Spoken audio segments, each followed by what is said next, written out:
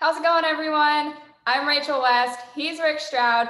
We're here to break down last night's Bucs loss to the Rams in Monday Night Football. Rick, yet another loss for the Bucs in prime time. Was it just a matter of going up against a really tough defense? Was it Brady's interceptions? Where in your mind do you think they went wrong?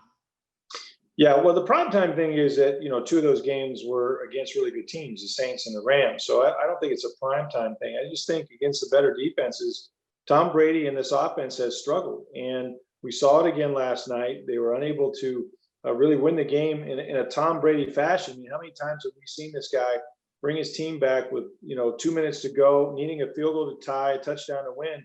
And then he makes a terrible read and throws an interception. In fact, he threw two of them.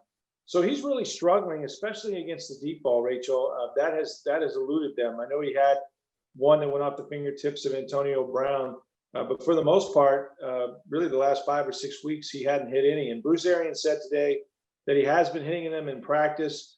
He doesn't understand, other than the lack of continuity, why Brady is struggling the way he is. But they've got to fix it quick because they've got the Kansas City Chiefs coming in here on Sunday. Right. And the offense has kind of been all over the place this season. One week they seem like world beaters. The next, you got the Saints game and nothing goes right. So with that inconsistency, how do the Bucs go about trying to fix that?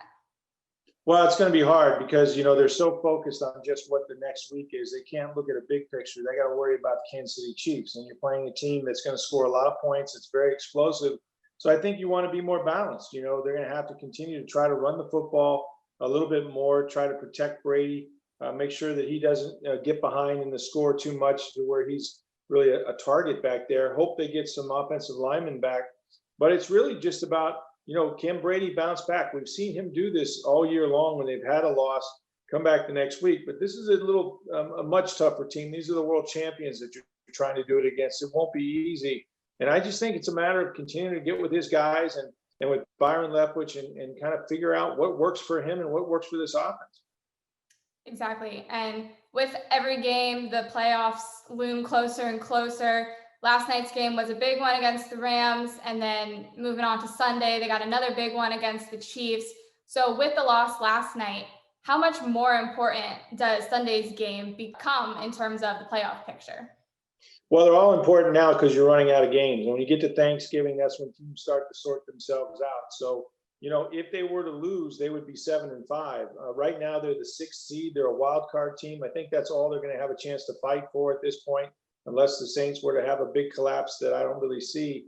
So now you're just trying to make the playoffs in the best position you can. But there's still very winnable games on the back end of this schedule. You've got Atlanta twice.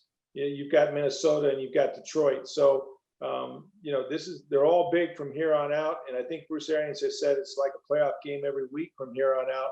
That's really what you're looking at because it's possible that they could miss it all together because they don't have any tiebreakers. So these are big games and they're going to get bigger as the year goes on. No doubt about it. Right. Well, I'm sure Brady and the Bucs will be hungry to get back out there on Sunday and put on a good performance against the Super Bowl champion Chiefs. We'll see how they do then. In the meantime, everyone be sure you're following along with Rick on Twitter for all your updates throughout the week. And as always, be sure you're checking out tampabay.com for your full Bucs coverage.